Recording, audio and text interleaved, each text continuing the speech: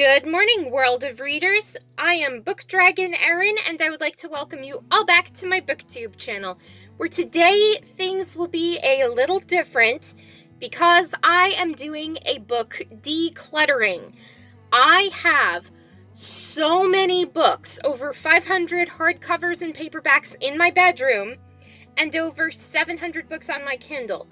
Now, with decluttering my entire Kindle, that would take a couple hours to film, so I am just focusing on the hardcovers and paperbacks that I have in my bedroom. The first book I am getting rid of is We'll Never Be Apart by Emiko Jean. This is a book that triggered me because of the injustice.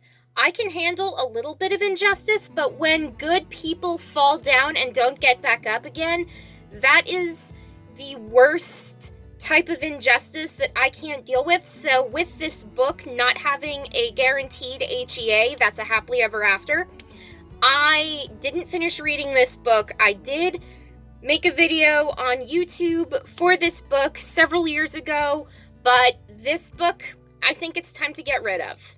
The next book on this list is The Selection by Kira Cass. I didn't really enjoy this novel when I first read it, but it sort of grew on me after I finished reading it, and then set the book aside and started really pondering this novel. But this book is just taking up space on my bookshelf, and the sad thing is, I don't think I'm ever going to read this entire series ever again. Once is enough for me, so bye-bye The Selection.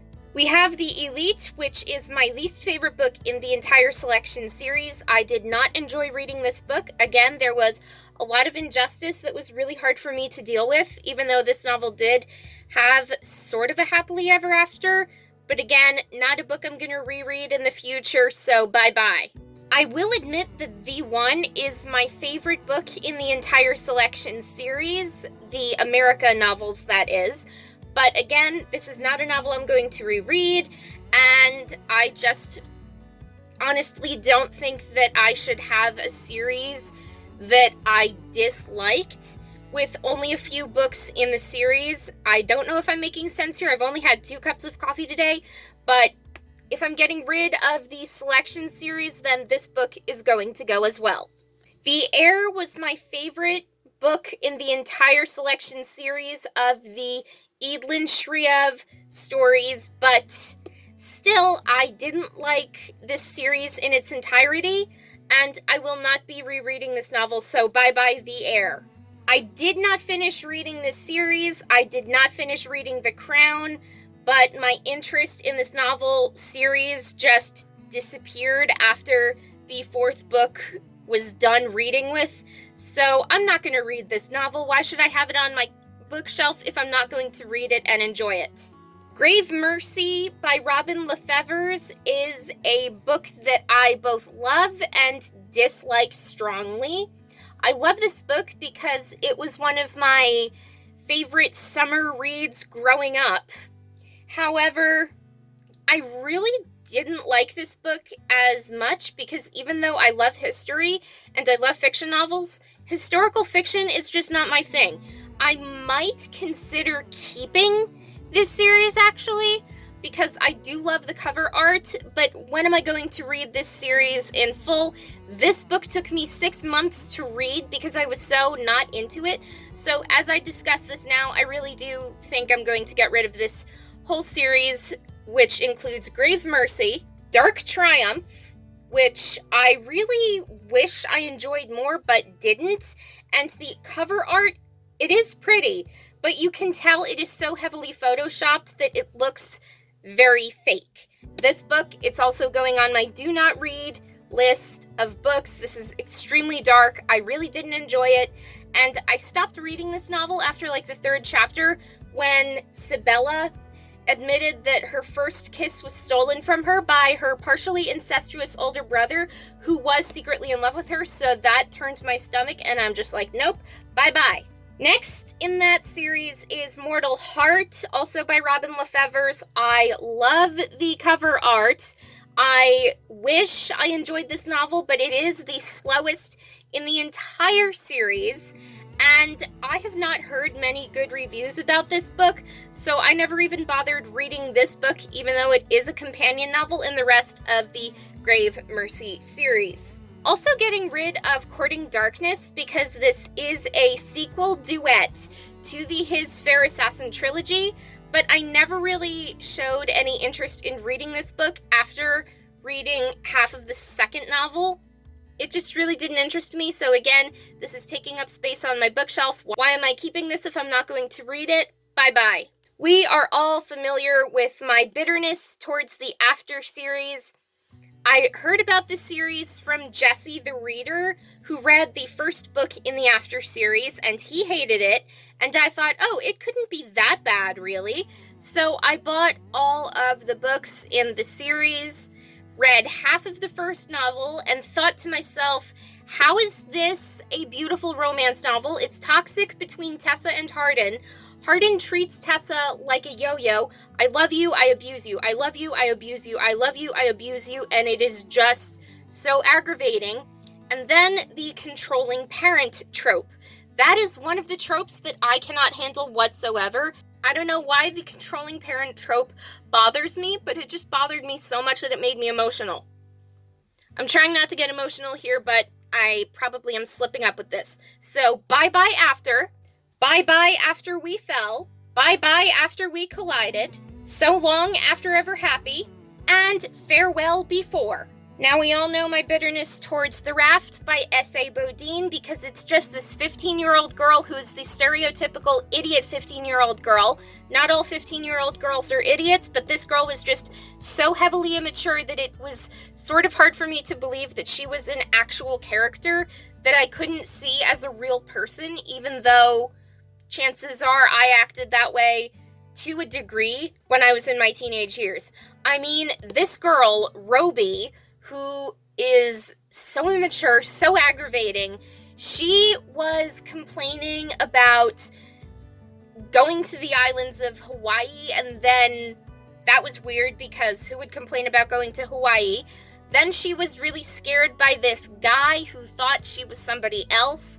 And then she was complaining that her hairstyle, which was like the micro braids, were really irritating her scalp. And then she doesn't tell anyone that she gets on a plane to head back to the mainland to surprise her parents. Then when the plane goes down, nobody ever realized that she was on the plane because it was a cargo plane. And then when she winds up on the raft, she complains about how the colors of the Skittles in her bag are going away, and then she complains that her nose ring is hurting her, so she dips it in salt water and expects that to heal.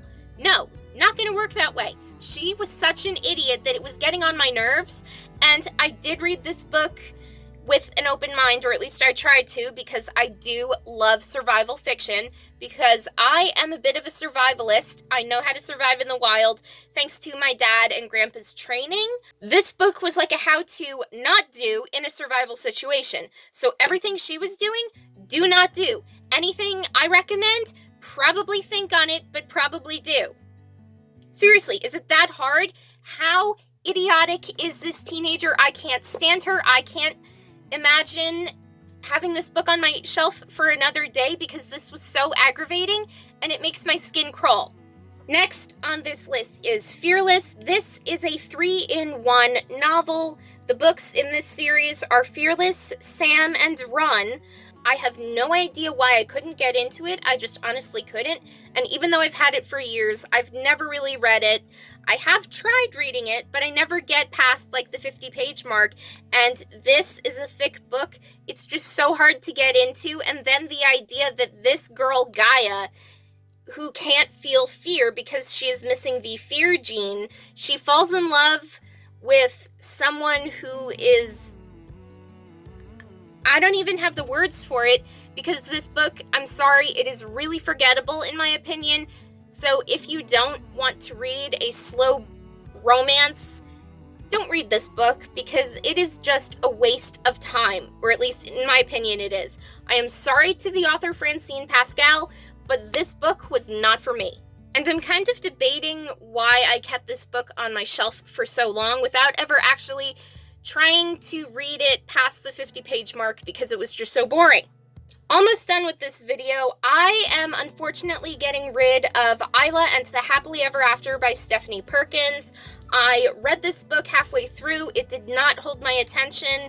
I do like the cover art. I do like the plot, but this book just didn't hold my attention whatsoever. All in all, I really wish I didn't waste my time reading halfway through that book because it did not hold my attention, as I said before. Yes, I liked the cover art, but cover art can't always save everything. Next, we have The Revenge by Hannah Jane. The Revenge was a teenage romantic mystery that I'm not sure how it is romantic, but a guy and a girl are dating. The guy is poor, the girl is rich. Then the poor guy breaks up with the rich girl, and then the rich girl hides in some guy's cabin, and the poor guy is targeted as killing or making the rich girl go missing, and then it's nothing but the poor boy saying, no, I didn't kill her, I didn't make her disappear, I didn't do any of that, and then the rich girl is hiding, and then she's like, haha, he's gonna miss me, or people are gonna miss me and blame him, and then she actually gets kidnapped for real, and the poor boy needs to rescue the rich girl, and I hated this book because, yes, the injustice was destroying my insides, but also because this was just such a terrible read. I am so sorry, Hannah Jane. I really wanted to like your work, but this book, again, was not for me, so why should I have it on my shelf if I'm never going to read it? The next book on this list is Leopard's Rage by Christine Feehan. This is a novel about leopards and werewolves, but they're not werewolves, they're leopards, so they're leopard shifters. And I've never been interested in the shape-shifter romances that are not werewolf romances. Like I will read werewolf romances, just not shifters of any other species. I am not really sure why. I think it just detracts from the classic werewolf aura, but I'm not sure if I'm making any sense here. So this book, I'm sorry, bye-bye. I have another Christine Feehan novel here. This is Shadow Game. This was entirely forgettable. I am so sorry, Christine Feehan. I really want to like your books, but these are just not for me. Street Game, which is also in near mint condition. Again, I really wanted to like this book, but I just didn't, and I really am at a point in my literary reading life where I just want to read books that I enjoy. So this book, I'm sorry, it goes on the DNF list. 2 books left on this list. We have Born of Fire by Sherilyn Kenyon.